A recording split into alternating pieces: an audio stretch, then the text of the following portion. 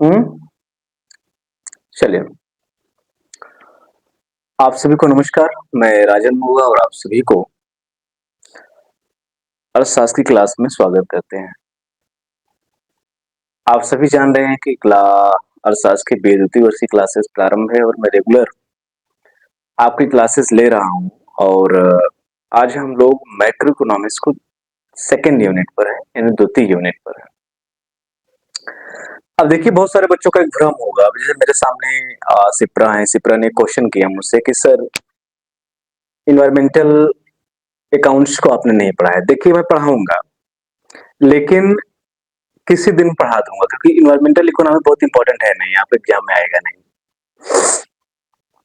लेकिन मैं पढ़ाऊंगा, मैं आपको मना नहीं कर रहा हूं। मैं किसी दिन क्लास उसकी ले लूंगा, तो मैं आपको उसको छोड़ूंगा नहीं। किसी दिन भी ले सकता हूं, मैं कल भी ले सकता हूं। मैं संडे को, कल मेरा संडे को कहीं जाना है नहीं, क्योंकि मेरा प्लान था एक जगह जाने का संडे को। तो मैं संडे को आप सबका नोट्स प्रिपेयर करता हूँ, और भी मेरी क्लासेज होती हैं तो मैं उसको पढ़ाता हूँ और आप सबके नोट्स भी ये वालों को देता हूँ। तो संडे संडे सारे नोट्स मैं आप सबको डिस्ट्रीब्यूट करता हूँ, या पर टॉपिक देने का प्रयास करता हूँ। तो मैं शाम को क्लास ले सकता हूँ। बात क्लियर? तो आप उसका दिमाग से निकाल दीजिए कि इन्वायरमेंटल की क्लास चलेगी या नहीं चलेगी, उसको मैं लूंगा। दूसरी बात यह है कि सेकेंड यूनिट मैं माइक्रो को पढ़ा करके तब मनी एंड बैंकिंग पर चलूंगा। तो कम से कम माइक्रो का 2 यूनिट में पढ़ा लूंगा आपका। उसके बाद मनी एंड बैंकिंग की तरफ हम बढ़ने का प्रयास करेंगे।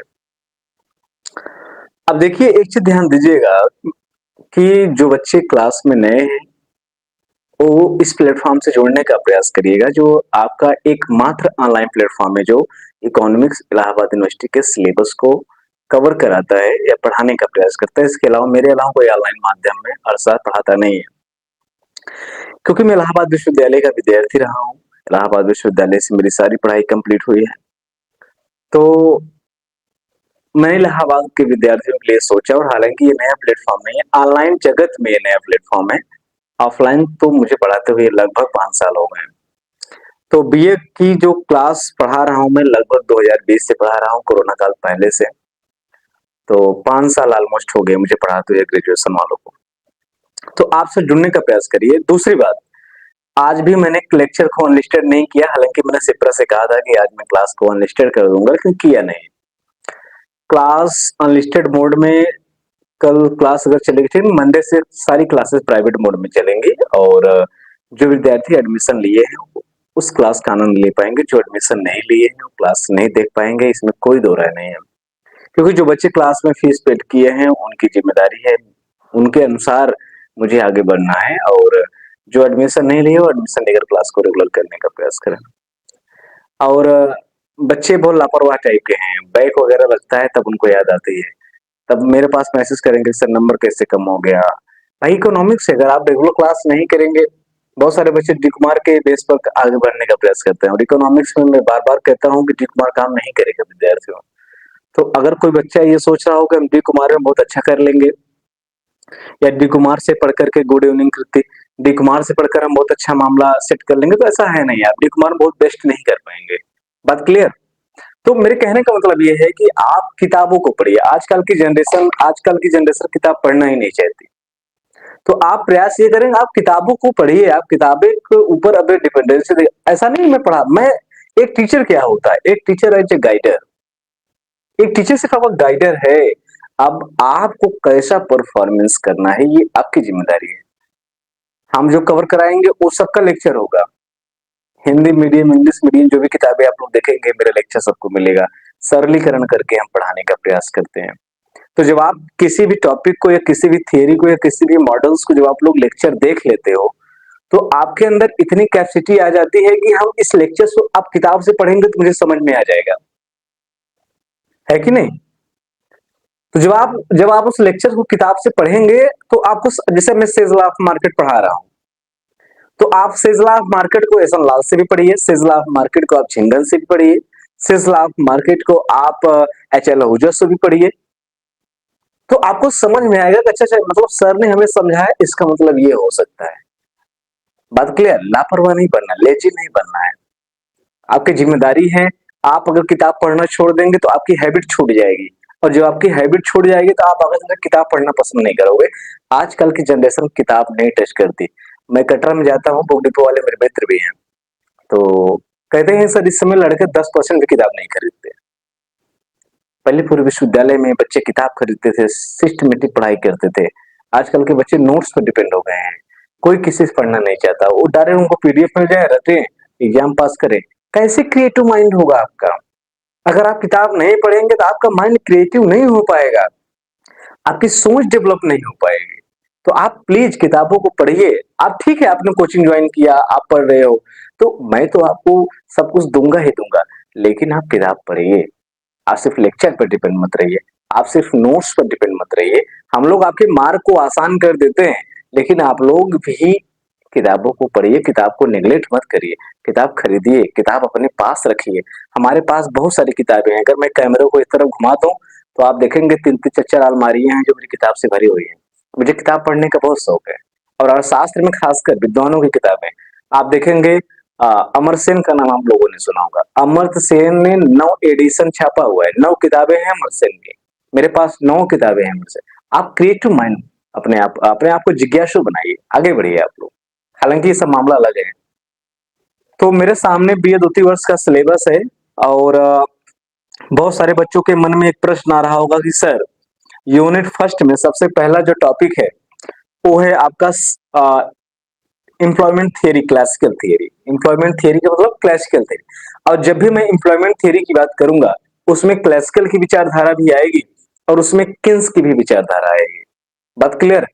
लेकिन क्लासिकल और किन्स के बीच में एक क्लासिकल की एक महत्वपूर्ण बात यह है कि आप जब तक सेज को नहीं पढ़ेंगे, और सेज को रीढ़ की हड्डी माना जाता है क्लासिकल इकोनॉमिक्स के। और आप लोग इतना ध्यान दीजिएगा, जब मैं क्लासिकल को पढ़ाऊंगा तो आप एकदम मंत्रमुग्ध हो जाएंगे। केन्स को जब पढ़ाऊंगा तो एकदम मजा आ जाएगा। तो आप ध्यान दीजिएगा कि मेरे हर एक लेक्चर को बहुत ध्यान से समझिएगा। मैं थोड़ा सा डिटेल में चलूंगा, डीपली चलूंगा। तो विद्यार्थियों, मैंने क्या कहा कि आज जो मेरा टॉपिक है वो है says law, says says law of demand, यानी से का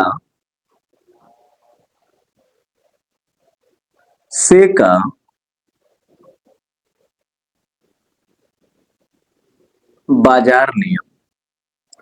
आप जानते हैं कि जो से है, सेज लॉ ऑफ मार्केट, आपकी यूनिट सेकंड की बात मैं कर रहा हूं। अब बिना सेज लॉ ऑफ मार्केट समझे आप क्लासिकल को नहीं समझ पाएंगे।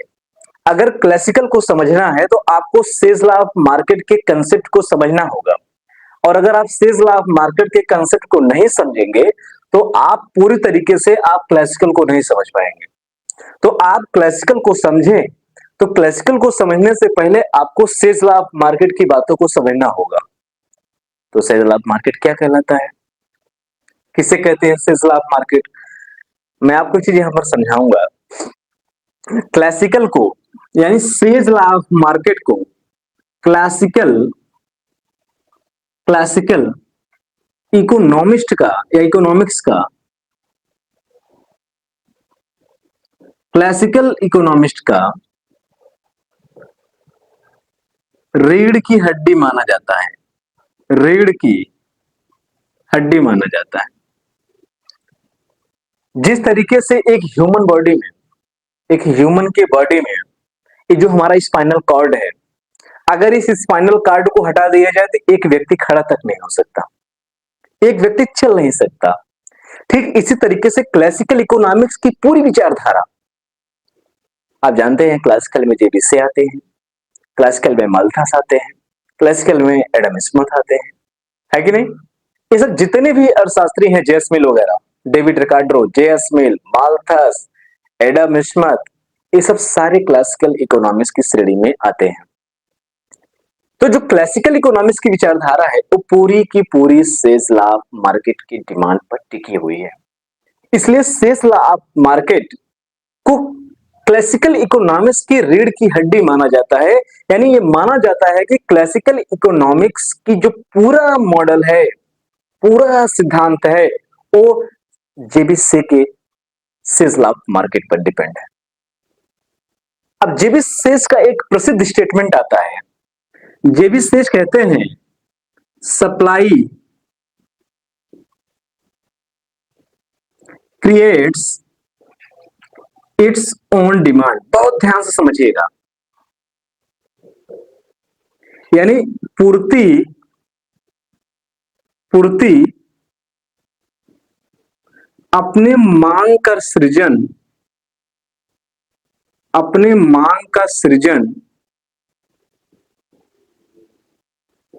स्वयं करती है। ये जेबीसी का स्टेटमेंट है। जेबीसी कहते हैं कि पूर्ति अपने मांग का सृजन स्वयं करती है। यानी अर्थव्यवस्था के अंदर हम लोग मैक्रो इकोनॉमिक्स को रीड कर रहे हैं, हम लोग मैक्रो इकोनॉमिक्स की बात कर रहे हैं, तो मैक्रो इकोनॉमिक्स का मतलब होता है कि हम होल इकोनॉमी की बात करेंगे, एग्रीगेट इकोनॉमी की बात करेंगे, संपूर्ण अर्थव्यवस्था की बात करेंगे, हम लोग इंटायरली इकोनॉमी की बात करेंगे।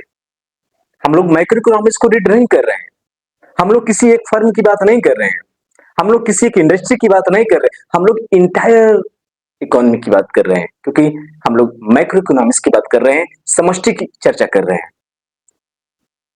तो सीजनल ऑफ मार्केट कहता है कि अर्थव्यवस्था के अंदर जितनी भी चीजें बनेंगी सबके सब सोल्ड आउट हो जाएंगी। बहुत ध्यान समझिएगा इस बात को।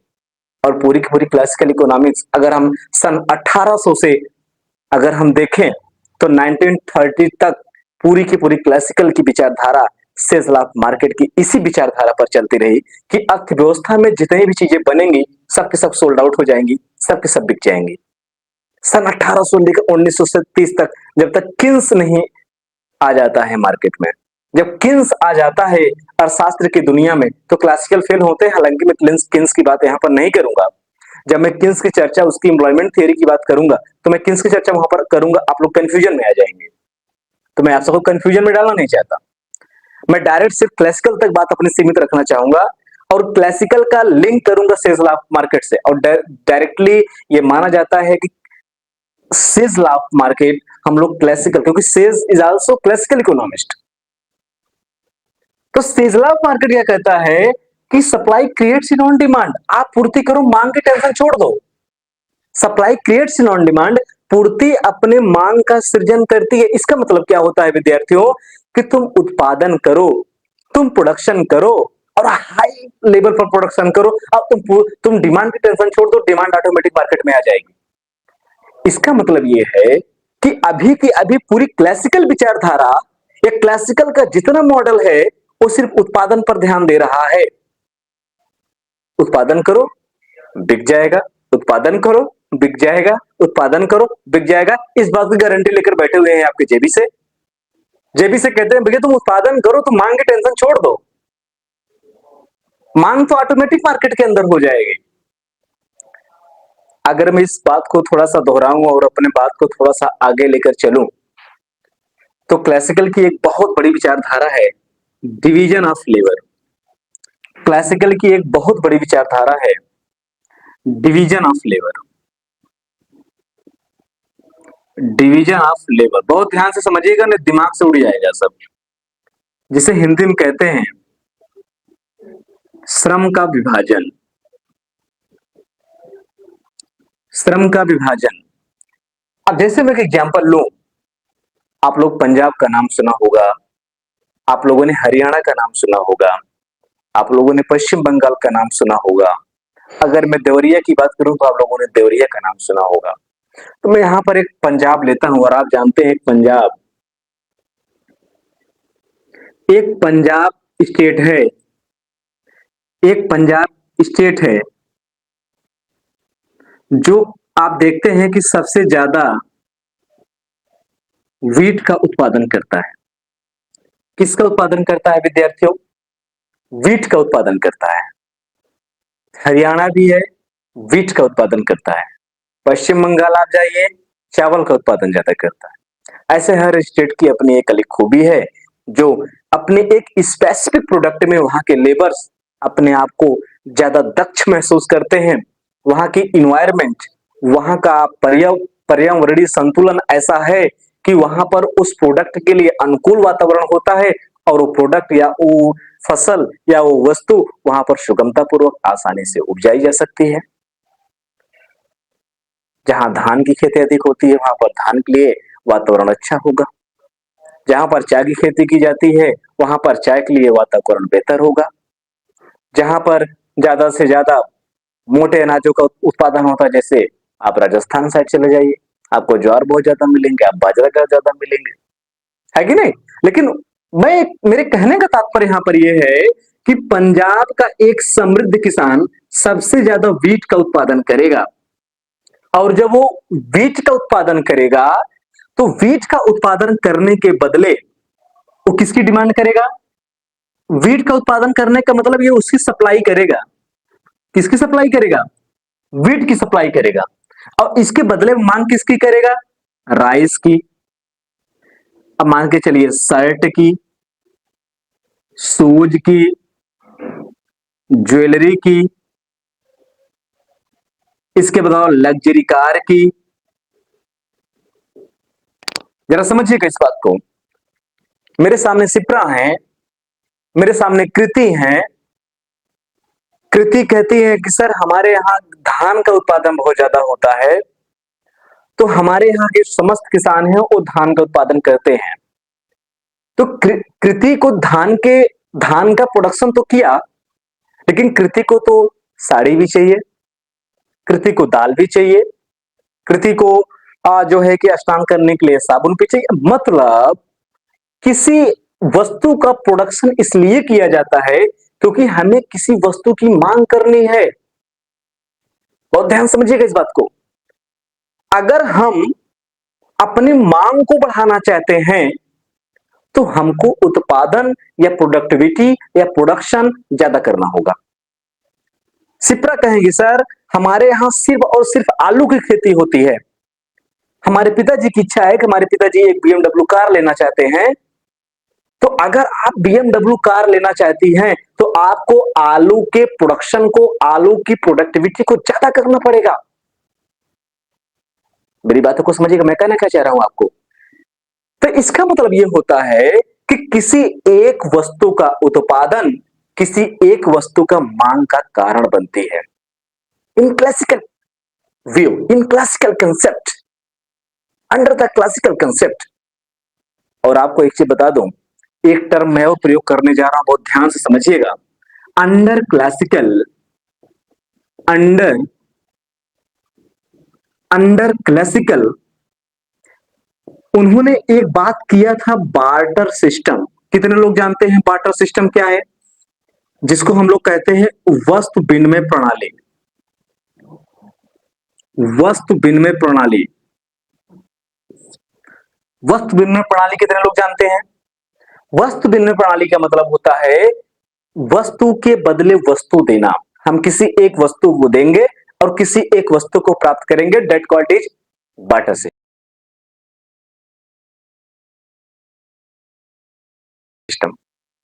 आप जानते होंगे, आजकल की भी आप लोग देखे होंगे, हम लोगों ने अपने लाइफ में देखा है, आप लोग भी अपनी लाइफ में देखते होंगे, सभी जानते होंगे। सिप्रा आपको भी याद होगा, हमें भी याद है, हम सभी लोग गांव से बिलोंग करते हैं। मैं अपना एग्जांपल दे देता हूं। मैं जब छोटा सा था तो हम लोग महुआ बिनते थे, या हम लोग खेतों में जब गेहूं की कटाई हो जाती थी तो हम लोग बाल बिनते थे। भाई हम लोग बच्चे थे, छोटे थे, हम लोग गांव से बिलोंग करते हैं। तो हम लोग उस बाल को इकट्ठा करके उसकी धुनाई करते थे, पिटाई करते थे, और उस जो गेहूं निकलता था उसको हम लोग इकट्ठा करते थे। तो जब कभी कभी गांव में मलाई वाला आता था, या चूरन वाला आता था, या सेव एक आता है जो बनता था मैदे का, वो आता था, तो हम लोग उस गेहूं को लेकर जाते थे।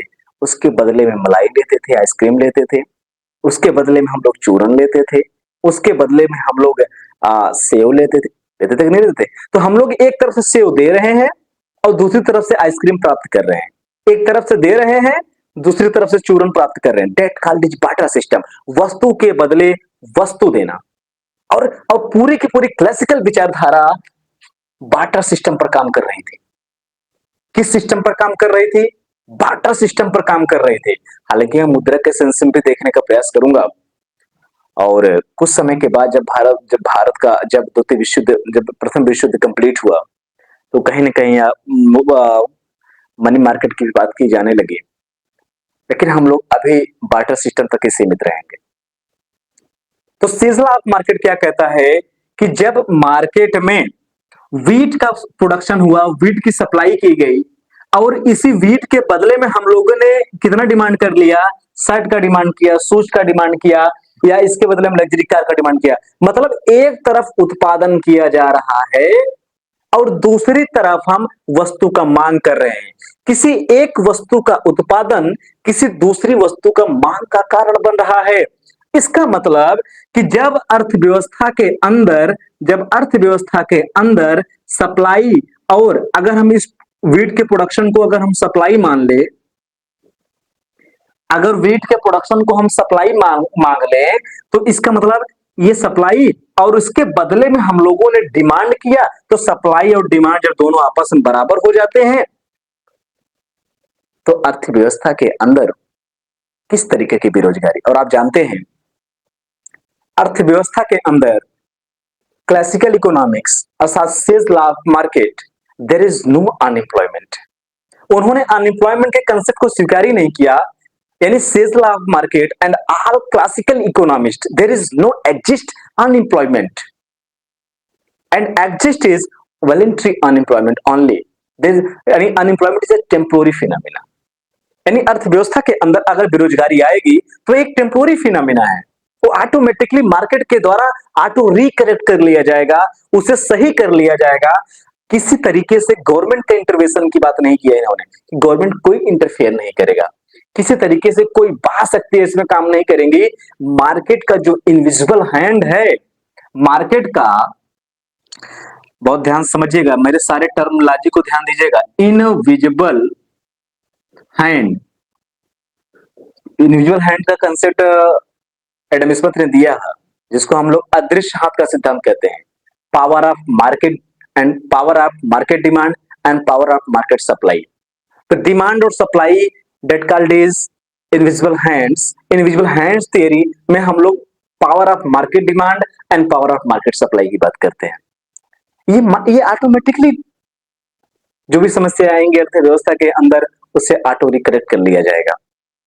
तो आप लोगों ने देखा कि सीजनल मार्केट कहता है कि अगर एक तरफ आप प्रोडक्शन करते हो, एक तरफ अगर आप सप्लाई करते हो, तो दूसरी तरफ ऑटोमेटिकली मांग मार्केट के अंदर क्रिएट होगी और जो वस्तु आप बनाएंगे वो ऑटोमेटिकली सप्लाई खरीद ली जाएगी या उसकी डिमांड कर ली जाएगी। तो जब अर्थव्यवस्था के अंदर जितनी वस्तुएं बन रही हैं और सबकी सब अगर उसकी डिमांड कर लिया जा रहा है, तो आप जरा बताइए किस तरीके से अर्थव्यवस्था के अंदर अनएम्प्लॉयमेंट आएगा। बात करिए आप। मेरे सामने कृति हैं, कह रही हैं सर हम 4 वस्तुओं को बनाते हैं और चारों वस्तुएं मार्केट के अंदर डिमांड कर ली जाती हैं, और जब चारों वस्तुएं मार्केट के अंदर डिमांड कर ली जाएंगी, तो आप बताइए किस तरीके से अर्थव्यवस्था के अंदर आप बेरोजगारी देखेंगे। जितनी चीजें बन रही हैं सबकी सब बिक जा रही हैं। अर्थव्यवस्था के अंदर there is no unsold stock, सब कुछ क्लियर है। और एक चीज बता दूं मैं, कहीं किताबों में लिखा गया है, क्लासिकल इकोनॉमिस्ट या क्लासिकल विचारधारा के जितने भी अर्थशास्त्री हैं, वो अर्थव्यवस्था में क्लियरेंस शब्द का प्रयोग करते हैं। बहुत ध्यान समझिएगा, ये किताबों में लिखा नहीं गया है, आप कोई अच्छी किताब पढ़ेंगे तो आपको मालूम चलेगा। क्लियरेंस शब्द का प्रयोग करते हैं कि अर्थव्यवस्था में किसी भी तरीके से कोई प्रॉब्लम क्रिएट नहीं होती। अर्थव्यवस्था में किसी भी तरीके से कोई प्रॉब्लम क्रिएट नहीं होती। अगर कोई अर्थव्यवस्था में प्रॉब्लम क्रिएट भी होती है तो वो ऑटोमेटिकली सही हो जाएगी। मार्केट का पावर है, डिमांड है, किसी भी तरीके से जो भी चीजें मार्केट के अंदर बनेंगी वो सब के सब बिक जाएंगी। और अगर कभी कोई प्रॉब्लम आती भी है तो टेम्पोररी प्रॉब्लम होगी और उसमें किसी भी तरीके से कोई हस्तक्षेप नहीं करेगा और वो सब कुछ सही हो जाएगा। और आपको मैंने बताया था, अगर आप लोगों को मेरी बात याद हो तो मैंने आप लोगों को क्लासिकल एजम्पशंस पढ़ाया था। बात क्लियर? तो अगर आप लोगों ने मेरी क्लासिकल एजम्पशंस की क्लास अगर देखी होगी तो क्लासिकल एजम्पशंस में मैंने इसीलिए क्लासिकल एजम्पशंस पहले पढ़ा दिया था।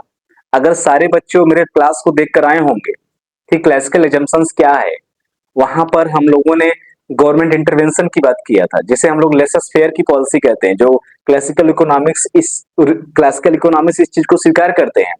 पूरा का पूरा क्लासिकल विचारधारा सीजनल ऑफ मार्केट डिमांड पर चलता है कि नहीं?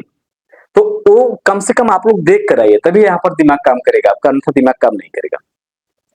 तो हमने क्या कहा कि अर्थव्यवस्था में मांग और पूर्ति दोनों आपस में बराबर हो गई। तो अर्थव्यवस्था में किसी एक वस्तु की मांग, किसी एक वस्तु की पूर्ति दूसरे वस्तु की मांग क्रिएट करती है, और ओवरऑल पूरी इकोनॉमी में एक वस्तु दूसरे वस्तु से डिपेंडेंट है।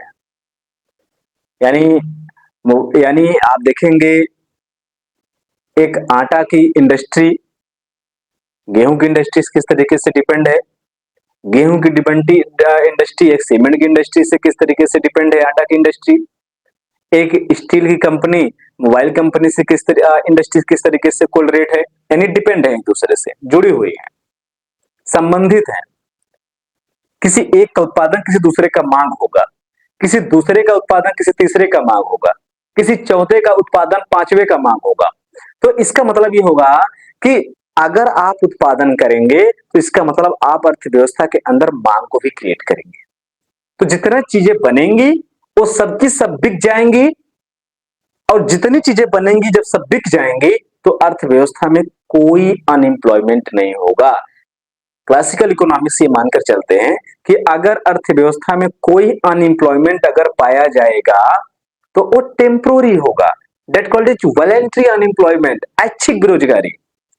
कोई व्यक्ति बेरोजगार होगा तो अपनी इच्छा से होगा, अन्यथा अर्थव्यवस्था के अंदर कोई बेरोजगारी नहीं पाई जाएगी। पूरा क्लियर है मार्केट के अंदर कोई प्रॉब्लम नहीं, there is no problem under economist, classical economist. Classical अर्थशास्त्रियों के अंदर या क्लासिकल अर्थशास्त्री के विचारों के अंदर किसी भी तरीके से कोई बेरोजगारी नहीं पाई जाती, किसी भी तरीके से कोई प्रॉब्लम क्रिएट नहीं होता, नो रिसेशन, नो अनएम्प्लॉयमेंट, कोई प्रॉब्लम नहीं है। पूरी अर्थव्यवस्था के अंदर क्लियरेंस की स्थिति पाई जाती है। अगर कभी कोई प्रॉब्लम आएगा तो सॉर्ट आउट कर लिया जाएगा मार्केट के पावर के आधार पर। मार्केट की पावर क्या है? मार्केट की डिमांड पावर, मार्केट की सप्लाई पावर, दैट इंडिविजुअल है। अब मैं इसी एक एग्जांपल से आपको और समझाना चाहूंगा। अब जैसे एक चीज ध्यान दीजिएगा, अब जब जितनी चीज बनी और उतनी चीज सबकी सब बिक गई। जैसे मैं एग्जांपल देता हूं, मान के चलिए इकोनॉमी के अंदर, इकोनॉमी में 10 करोड़ का प्रोडक्शन होता है, सपोज डेट मान चलिए 20 करोड़ का प्रोडक्शन होता है। इकोनॉमी के अंदर 20 करोड़ का प्रोडक्शन होता है, तो ये 20 करोड़ का प्रोडक्शन क्या क्रिएट करेगा बताइए आप लोग? सप्लाई क्रिएट करेगा अर्थव्यवस्था के अंदर। 20 करोड़ का क्या करेगा? सप्लाई क्रिएट करेगा, बोलिए। और जो ये 20 करोड़ का अर्थव्यवस्था के अंदर प्रोडक्शन हुआ है, how many types of factors of production? There are mainly 4 types of factors of production: labour, land, capital, entrepreneurs. तो अगर ये 20 करोड़ की जो उत्पादन हुआ है इकोनॉमी में, इसमें कौन उत्पादन करने वाला वर्ग है? लैंड होगा, कैपिटल होगा, एंटरप्रेन्योर होगा। तो इसके बदले में यानी इसके बदले में जो लोगों ने वर्क किया उनको तो रेट किया गया होगा ना, एक लेबर के तो वेज दिया गया होगा ना, एक लैंड को रेंट तो मिला होगा ना, कैपिटल को रेट ऑफ इंटरेस्ट तो मिला होगा, एक एक एक एंटरप्रेन्योर्स को प्रॉफिट तो मिला होगा ना। तो हम ये मान के चलते हैं कि अर्थव्यवस्था में 20 करोड़ के बराबर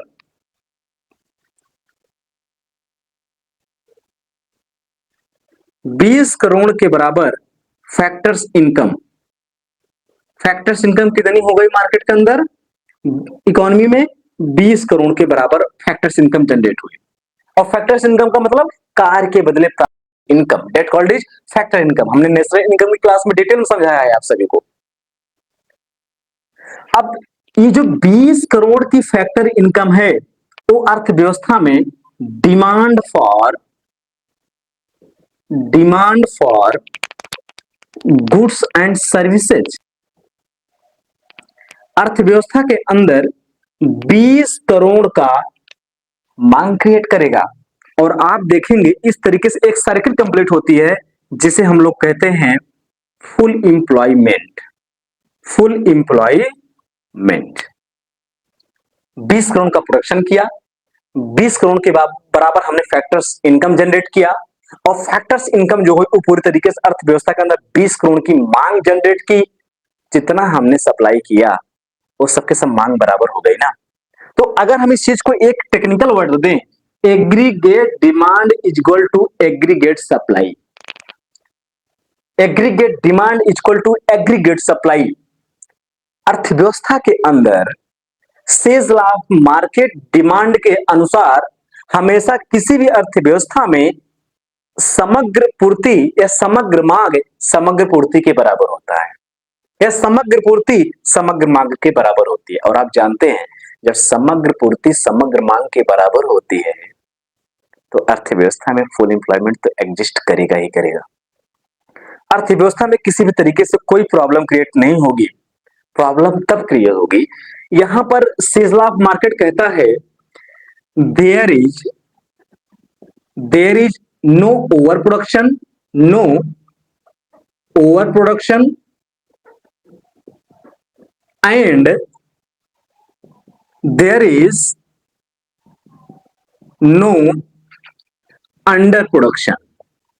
बहुत ध्यान से समझिएगा इस चीज को।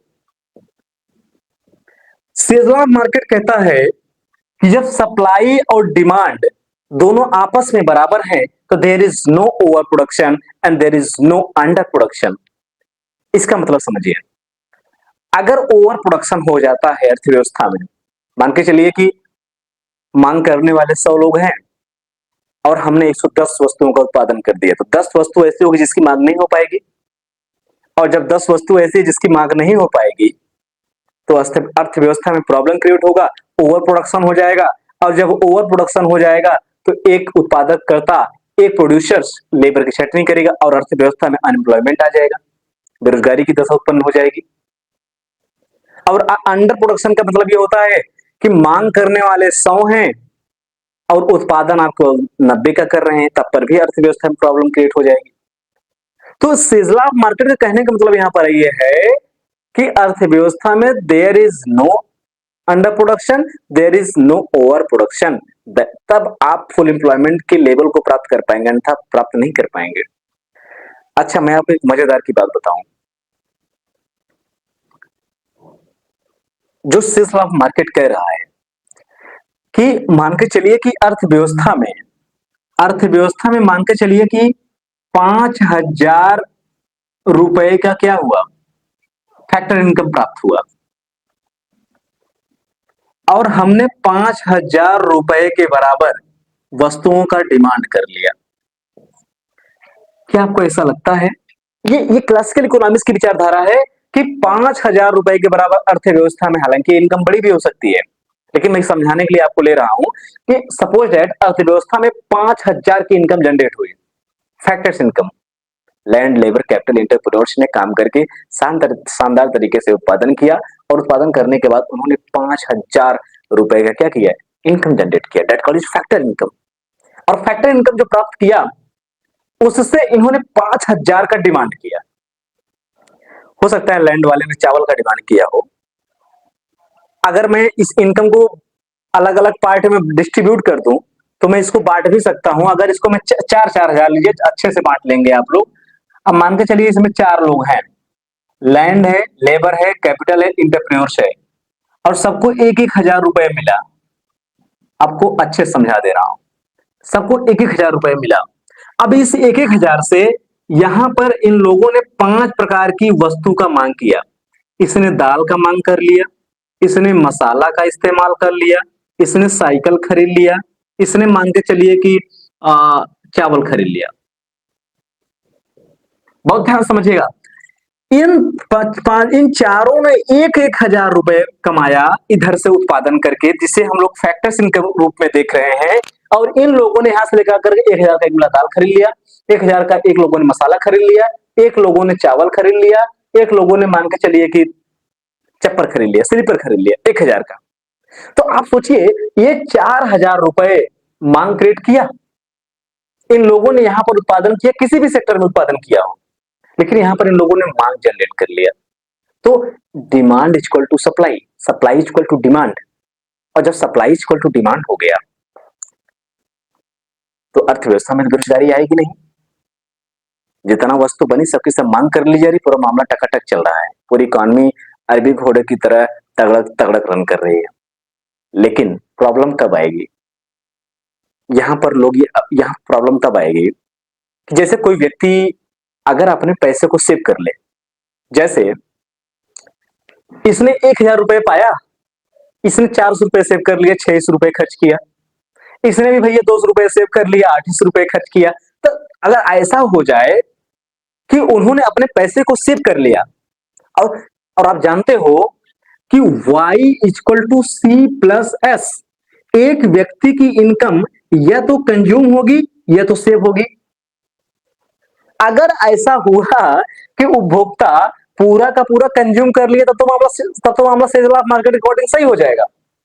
लेकिन अगर उसमें से एक व्यक्ति ने सेव कर लिया, जैसे 1000 इनकम थी, जैसा कि मैंने अभी देखा, और 1000 में से इसने 800 रुपए कंज्यूम किया और प्लस 200 रुपए सेव कर लिया, तो ये इकोनॉमी में लैक ऑफ डिमांड प्रॉब्लम करेगा, लैक ऑफ डिमांड को जन्म देगा, और अर्थव्यवस्था के अंदर लीकेजेज आ जाएंगे। और जब अर्थव्यवस्था के अंदर लीकेजेज आ जाएंगे तो अर्थव्यवस्था के अंदर अनएम्प्लॉयमेंट जैसी कंडीशन जन्म ले लेगी। तो यहां पर क्लासिकल एक और तर्क देते हैं कि अगर कोई व्यक्ति सेव कर लेगा अपने पैसे को, तो वो सेविंग इन्वेस्टमेंट का जन्म देगी, और इन्वेस्टमेंट पुनः डिमांड को जन्म देगी। मेरी बात को बहुत ध्यान देंगे, listen to carefully what I am saying.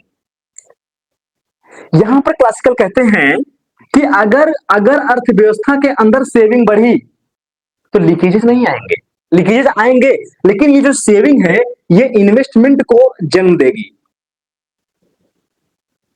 ये इन्वेस्टमेंट को जन्म देगी, और इन्वेस्टमेंट अर्थव्यवस्था के अंदर डिमांड और सप्लाई को जन्म देगा। अरे भाई, फैक्ट्री लगेगी, मशीन्स लगेंगे, टूल्स लगेंगे, जब सेविंग बढ़ेगी हम नए नए मशीन्स लगाएंगे, हम नए टूल्स का निर्माण करेंगे, हम नई फैक्ट्री लगाएंगे, हम नई इंडस्ट्री को स्टैब्लिश करेंगे, तो हम लेबर को हायर करेंगे, हम लोगों को रोजगार देंगे, उनको इनकम मिलेगी, उनको रेम्युनरेट करेंगे, फैक्टर से इनकम बढ़ेगी और वो डिमांड करेंगे अर्थव्यवस्था के अंदर। तो अगर हम कहें aggregate demand equal to C plus I, और already y equal to C plus S है, तो अगर हम इस बात को कहें c plus S equal to C plus I, C cancel, s equal to I. अर्थव्यवस्था में अगर, please listen to carefully what I am saying, अगर अर्थव्यवस्था में सेविंग और इन्वेस्टमेंट दोनों आपस में अगर बराबर हो जाए, तब पर भी अर्थव्यवस्था में किसी भी तरीके से कोई बेरोजगारी नहीं आएगी। बात क्लियर? नहीं सोचा बातों को? अर्थव्यवस्था के अंदर सेविंग और इन्वेस्टमेंट दोनों आपस में अगर बराबर हो जाते हैं, तब पर भी अर्थव्यवस्था में क्लियरेंस जैसी स्थिति बनी रहेगी। जितनी चीजें बनेंगी सब के सब बिक जाएंगी, सेविंग जो भी होगी सबका सब इन्वेस्टमेंट हो जाएगा, अगर प्राइसेस को मार्केट के अंदर फ्लेक्सिबल रखा जाए। और मैंने आप लोगों से बहुत पहले चर्चा कर लिया था कि क्लासिकल की विचारधारा में प्राइसेस को फ्लेक्सिबल माना जाता है, वेज रेट को फ्लेक्सिबल माना जाता है, किसी भी तरीके से फिक्स नहीं किया जाता। जबकि आगे चले किन्स आते हैं, इसकी आलोचना करते हैं, हालांकि किन्स किसी एक बात की आलोचना नहीं करते हैं, किन्स गरिया गरिया की आलोचना करता है क्लासिकल के। क्लासिकल पूरी तरीके से फेल हो जाते हैं। हम क्लासिकल की हिस्ट्री सुनाएंगे किसी दिन आप लोगों को, बड़ा मजा आएगा सुन के, लेकिन हम उतनी लंबी थियरी को इसलिए नहीं ले जा रहे हैं आप सबके बीच में, आप सब भी गाली देंगे कि सर पता नहीं क्या कहानी आप बता रहे हैं। आप लोग मुझे कमेंट करिएगा कि सर आप कहानी भी बताया करिए, क्लासिकल की कहानी बताया करिए, किन्स की कहानी बताया करिए। देखिए मैं आपको एक बड़ा मजेदार बात बताऊं यहाँ पर कि अगर आप यहाँ पर कहानी नहीं जानेंगे तो आपको इसके अलावा कोई कहानी बताने वाला पैदा नहीं होगा। पैदा क्या आपको कोई बताएगा ही नहीं, और कोई किताब आपको कहानी बताएगी नहीं। हम लोग कॉमन सेंस के आधार पर जब हम लोग पूरी किताबों को पढ़ते हैं, उसकी थियरी को जानते हैं, तब जाके हम लोग कहानी जनरेट करते हैं और आपको समझाते हैं। किसी किताब में कहानी नहीं लिखी गई होती है। तो अगर आप लोग कहेंगे तो आपको कहानी भी पढ़ाते चलेंगे, किन्स और क्लासिकल का क्या मजेदार कहानी है, और नहीं फिर आप जीवन पढ़ नहीं पाएंगे। आगे चल के आप नेट जेआरएफ देंगे, यूपीएससी देंगे, क्या देंगे, आप कंटेंट आपको मिल जाएगा, आपको नॉलेज भी मिल जाएगा, आपको कंसेप्ट भी मिल जाएगा, लेकिन कहानी नहीं मिलेगी। कहानी कोई कोई व्यक्ति पढ़ाता है। हम क्लासिकल और किन्स का डिबेट भी पढ़ाते हैं, अगर आप सबकी इच्छा होगी तो हम क्लासिकल और किन्स का डिबेट भी आपको अलग से पढ़ा देंगे। मेरे अलावा कोई पढ़ाएगा भी नहीं, कोई डिबेट भी पढ़ाता नहीं है बीए वालों को। समझ रहे हैं आप लोग? तो यहां पर classical says law of market demand कहता है supply creates it on demand. पूर्ति अपने मांग का सृजन स्वयं करती है। मार्केट के अंदर जितनी चीजें बनेंगी सब की सब बिक जाएंगी, किसी भी तरीके से no over production, no under production. जितनी चीजें बनेंगी सब बिक जाएंगी, और जब जितनी चीजें बनेंगी सब बिक जाएंगी तो अर्थव्यवस्था के अंदर जो क्लासिकल की विचारधारा है कि हमेशा फुल एम्प्लॉयमेंट पाया जाएगा, तो हमेशा फुल एम्प्लॉयमेंट पाया ही जाएगा। किसी भी तरीके से बेरोजगारी नहीं होगी। अगर किसी भी तरीके से कोई बेरोजगारी अर्थव्यवस्था में आती है तो वो वॉलंटरी होगी या फ्रिक्शनल होगी, जो टेम्पोररी होगी और एक समय के बाद ऑटोमेटिकली रिकरेक्ट हो जाएगी। और आप जानते हैं क्लासिकल लॉन्ग टर्म के पक्षधर हैं, तो कहते हैं कि लॉन्ग टर्म में तो हम सब कुछ सही कर लेंगे, ऑटोमेटिक सही हो जाएगा लॉन्ग टर्म में, आपको परेशान होने की आवश्यकता नहीं है। आपको मैंने समझाया है। कृति डिटेल्स आपको तो चाहिए भाई, आप मैच्योर हैं, लेकिन और भी विद्यार्थी हैं ना, आपको तो आनंद आ रहा होगा, आपको तो पढ़ने में आनंद आ रहा होगा, लेकिन और विद्यार्थियों को लेकर मुझे साथ चलना होगा ना, उनका सिलेबस का मामला है। देखिए जो पढ़े लिखे हैं, जैसे आपने क्या है कि आपने पूरा अर्थशास्त्र कायदे से पढ़ा हुआ है और आपकी मैच्योरिटी का लेवल इन बच्चों से ज्यादा है, तो आपको तो आनंद आएगा ही, लेकिन अगर बच्चों की मुझे साथ में लेकर चलना है, उनको कैसा लग रहा है, अगर उनको अच्छा लगेगा तो हम कहानी को पढ़ाएंगे। कहानी का मतलब थोड़ा सा साथ में लेकर चलेंगे, सिर्फ थियरी की बात नहीं करेंगे, हम लोग थोड़ा सा क्लासिकल और किन्स के व्यू को भी लेकर चलेंगे। किन्स और क्लासिकल कुछ मजेदार कहानियां हैं बीच में, उसको लेकर चलेंगे और समझने का प्रयास करेंगे। समझ रहे हैं? तो जरा बताइए क्या नाम है हमारे सामने, शिप्रा, कृति, जो और बच्चे हैं, किसी कोई समस्या?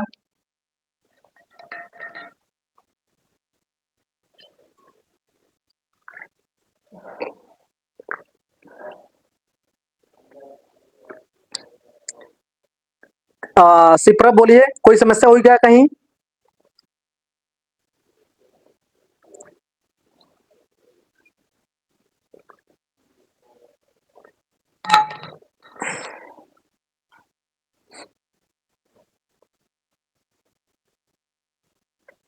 Any problem Shipra?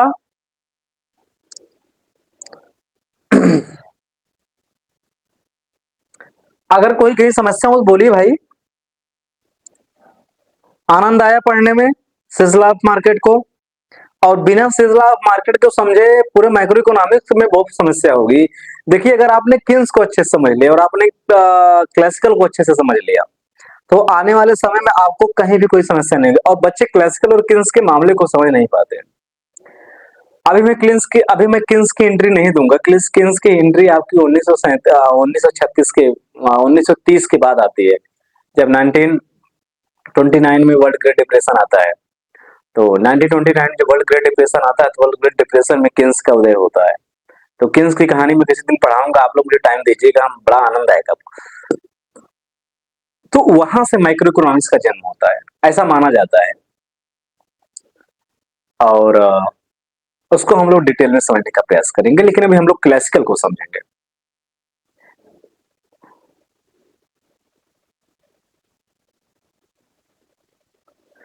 कृति देखिए, हम करंट की क्लास कल लेने का प्रयास करेंगे, संडे है कल, क्योंकि आज सैटरडे है। अब एक क्लास तो ये हो जाएगी, इसके बाद वैकल्पिक विषय की क्लास है यूपीएससी की, तो टाइम तो नहीं मिल पाएगा। उसके बाद भोजन भी मुझे बनाकर खाना है।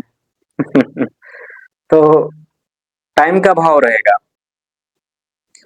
तो मान के चलिए कल हम प्रयास करेंगे, कल करंट की क्लास ले लें। आप बहुत परेशान हैं तो निश्चिंत रहिए, हम क्लास कर लेंगे। ओके, समझ में आया कि नहीं आज की क्लास? सेल्स लाभ मार्केट समझ में आया अच्छे से? सिप्राम इसका नोट्स दे देंगे कल आपको हम, सोशल अकाउंटिंग की नोट्स और आपका सिजल ऑफ मार्केट का नोट्स, दोनों नोट्स मैं कल आपको प्रोवाइड करा दूंगा आप सभी को। और फिर नेक्स्ट डे से हम लोग जो है कि classical employment theory, classical income and employment से हम लोग स्टार्ट करेंगे और धीरे धीरे हम लोग सेकेंड यूनिट यानी मैक्रो के सेकेंड यूनिट को कंप्लीट करने के बाद हम मनी एंड बैंकिंग पर आ जाएंगे। और मनी एंड बैंकिंग को एक यूनिट या 2 यूनिट जितने भी मुझे अच्छा लगेगा पढ़ाने के बाद हम लोग प्लानिंग एंड डेवलपमेंट पे चलेंगे। तो प्लानिंग एंड डेवलपमेंट को भी 1-2 यूनिट पढ़ने के बाद हम लोग फिर से मैक्रो पर आएंगे। फिर मैक्रो के 1 यूनिट पढ़ने के बाद फिर 1 यूनिट हम लोग बैंकिंग को पढ़ेंगे, फिर 1 यूनिट हम लोग डेवलपमेंट को पढ़ेंगे और ऐसे से हम लोग तीनों पेपर को आराम से पढ़ेंगे। हालांकि इसके पिछले साल में आप बैंकिंग तो प्रोफेसर शैलेंद्र सर पढ़ाते थे, लेकिन प्रोफेसर शैलेंद्र सर इस बार खाली नहीं है, तो बैंकिंग मैं ही पढ़ाऊंगा, प्लानिंग डेवलपमेंट, क्योंकि मनी एंड बैंकिंग को सर ही पढ़ाते थे, लेकिन सर इस बार ज्यादा व्यस्त हैं, तो मनी एंड बैंकिंग इस बार वो नहीं पढ़ाएंगे। तो मनी एंड बैंकिंग मैं ही पढ़ाऊंगा। मुझसे मुझसे पढ़ना चाह रहे हो कि सर से ही पढ़ोगे? हाँ, मुझसे पढ़ोगे थोड़ा सा एडवांस जानोगे। बाकी सर पढ़ाएंगे तो आपको हो सकता है कि ग्रेजुएशन भर पढ़ाएं या ज्यादा ना पढ़ाएं, क्योंकि अब हम पढ़ाएंगे तो आपको, तो मेरी आदत है कि मैं अपने आप को रोक नहीं पाता हूँ, तो आपको कंपटीशन का तो पढ़ाना ही पढ़ाना है मुझे ना। यार ये टूट गया है क्या फोटो? ओके, चलिए तो आज की क्लास यहीं तक है। जो बच्चे एडमिशन नहीं लिए हैं अपना एडमिशन लेकर क्लास को रेगुलर करने का प्रयास करें, और नहीं तो छूटेगा तो उनकी जिम्मेदारी है, लास्ट में आएंगे तो रिकॉर्डेड लेक्चर अपना बैक करेंगे। और अभी टहल घूम रहे हैं, अभी कोई मतलब है नहीं। कल से सारी क्लासेज मंडे से आपकी अनलिस्टेड मोड में चलेंगी, किसी भी तरीके से पब्लिकली नहीं चलेंगी। लगभग 3-4 क्लासेज मैंने पब्लिक चलाया है, उसके बाद सारी क्लासेज अनलिस्टेड मोड में चलेंगी। और नोट्स भी आपका प्राइवेट ग्रुप में ही रहेगा, नोट्स तो आपको पेड क्लास में ही मिलेंगे। तो जो बच्चे एडमिशन लिए हैं बेस्ट है, जो नहीं लिए हैं अपना लेने का प्रयास करेंगे। तो आज की क्लास यहीं तक। Thank you, God bless you, best of luck.